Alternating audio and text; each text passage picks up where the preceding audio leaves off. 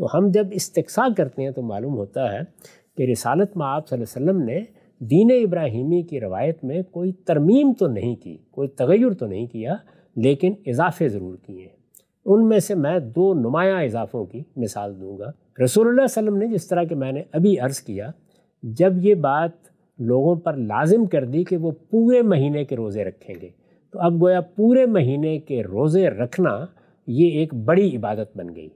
ابھی بھی ہم دیکھتے ہیں کہ روزہ تو لوگ نفل روزے کے طور پر ہر وقت رکھ سکتے ہیں، لیکن رمضان کا مہینہ آتا ہے تو خصوصی اہتمام ہو جاتا ہے، مسجدیں آباد ہو جاتی ہیں، مسلمان اس کا استقبال کرتے ہیں، پوری تیاریاں اس کے لیے کی جاتی ہیں، ایک خصوصی نوعیت کی صورتحال پیدا ہو جاتی ہے۔ رسول اللہ صلی اللہ علیہ وسلم نے انسان کی اس نفسیات کا لحاظ کرتے ہوئے کہ جب وہ پورے روزے رکھے گا، یعنی پورے مہینے کے روزے رکھے گا، ایک بڑی عبادت ہے جس سے وہ گزرے گا، اور یہ عبادت بھی اللہ تعالیٰ کے ساتھ اطاعت کے تعلق کا اظہار ہے جو پوری زندگی پر اثر انداز ہوتی ہے۔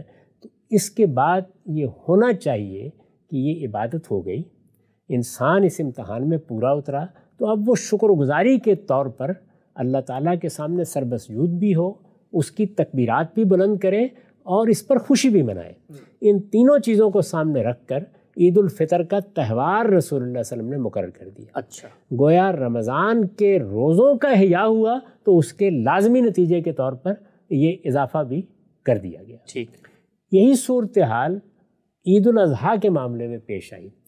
2 عبادات میں عرض کر چکا کہ موجود تھیں، ایک عمرہ، دوسرے حج، دونوں نظر کی عبادتیں ہیں۔ کئی مرتبہ میں یہ بتا چکا ہوں کہ اللہ تعالیٰ کے ساتھ ہمارے تعلق کی 3 ہی بنیادیں ہیں، یعنی پرستش کا تعلق ہوگا جب ہم اس کا اظہار کریں گے، پرستش کا تعلق ہوگا، اطاعت کا تعلق ہوگا، اور اپنا جان و مال اللہ تعالیٰ کی نظر کر دینے کا تعلق ہوگا۔ تو نظر کی عبادت کیا ہے؟ عمرہ اور حج، اور یہ عبادت کا منتہائی کمال ہے، یعنی میں نے اپنے جان و مال اللہ تعالیٰ کے حضور پیش کرنے کا عہد کیا۔ اسی مقصد سے ہم عمرہ کرتے ہیں، اسی مقصد سے حج کرتے ہیں۔ یہ دونوں کیا ہیں؟ نظر کی تمثیل ہے۔ اس میں یہ لحاظ رکھا گیا ہے کہ حج چونکہ ایک ایسی عبادت ہے جس میں آپ کو 5 دن کی ایک مشقت سے گزرنا ہوتا ہے، پھر یہ کہ اس کے کچھ خاص ایام ہیں، یعنی وہ ذوالحج کے مہینے میں خاص دنوں ہی میں ہو سکتی ہے۔ جو لوگ اس کا تحمل کر سکتے ہوں وہ حج ہی کریں، ان پر زندگی میں ایک مرتبہ وہاں جانا فرض کیا گیا ہے۔ لیکن جو لوگ اس کا تحمل نہ کر سکیں، اخراجات کے پہلو سے یا اپنی قوت اور طاقت کے پہلو سے یہ مشقت برداشت نہ کر سکیں، ان کے لیے پھر ایک عمرے کی مختصر عبادت، گویا اسی نظر کی تمثیل کو مختصر کر دیا گیا ہے، عمرے کی ایک مختصر عبادت ان کے لیے مشروع فرمائی گئی ہے۔ یہ آپ جانتے ہیں کہ عمرے کے لیے کوئی پابندی نہیں ہے، جب چاہیں آپ جا سکتے ہیں، عمرہ کر سکتے ہیں۔ اسی طرح سے یہ 5 دن کی مشقت نہیں ہے، بلکہ گھنٹے 1.5 میں ہم اس عبادت کی تکمیل کر لیتے ہیں۔ اس کے کچھ مناسک ایسے ہیں کہ جو تطوع قرار دے دیے گئے ہیں، یہ کم سے کم مناسک کے ساتھ ادا ہو جاتی ہے۔ تو دوسری صورت بھی ہو گئی۔ رسالت مآب صلی اللہ علیہ وسلم کے زمانے تک تو دین ابراہیمی کے پیرو اسی علاقے میں آباد تھے، وہ جب چاہیں آ کے حج کر لیں، حج نہ کر سکیں تو عمرہ کر لیں، تو نظر کی عبادت سب کے لیے کرنی ممکن تھی۔ لیکن رسالت مآب صلی اللہ علیہ وسلم کے بعد ظاہر ہے کہ یہ واضح تھا کہ اب یہ دین عالمی دین بننے والا ہے، اس کی دعوت ساری دنیا میں پھیلنی ہے، اقصائے عالم میں اس کے ماننے والے پیدا ہو جائیں گے، ہر جگہ سے لوگوں کے لیے آنا اتنا آسان نہیں ہوگا۔ تو جس طرح پہلے یہ کیا گیا تھا کہ حج کے ساتھ عمرہ بھی، یعنی گویا ایک عبادت جو اپنی جامع صورت میں حج ہے، اسی کی ایک مختصر صورت عمرے کی صورت میں مشروع کر دی گئی تھی۔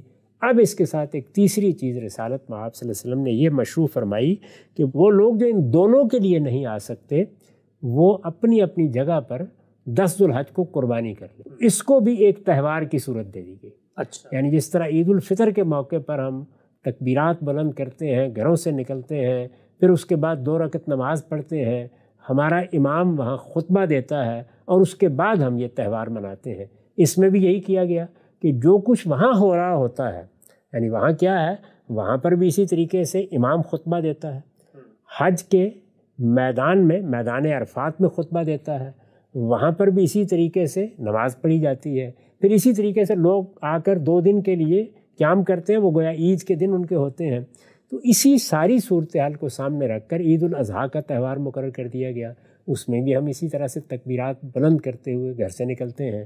اسی طریقے سے ہم وہاں 2 رکعت نماز پڑھتے ہیں، امام خطبہ دیتا ہے اور اس کے بعد پھر ہم قربانی کرتے ہیں، کھاتے پیتے ہیں. گویا اس کو بھی تہوار کی صورت دے دی گئی.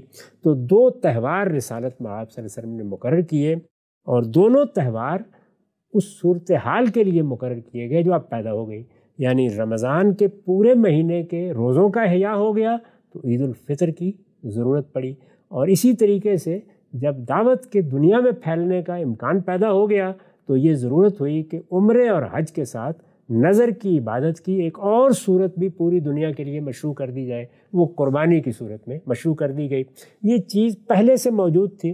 اگر آپ حج کے اور عمرے کے مناسک کا مطالعہ کریں تو بالکل واضح ہو جاتا ہے کہ اس میں جہاں جہاں بھی کوئی چیز کرنا ممکن نہیں رہتا وہاں قربانی اس کا متبادل ہوتی ہے. گویا قربانی سب سے زیادہ سری صورت ہے جس میں نظر ممثل ہو جاتی ہے، تو اسی کو باقی رکھتے ہوئے پوری دنیا میں پھیلا دیا گیا. یہ میں نے اضافے کی مثال دی.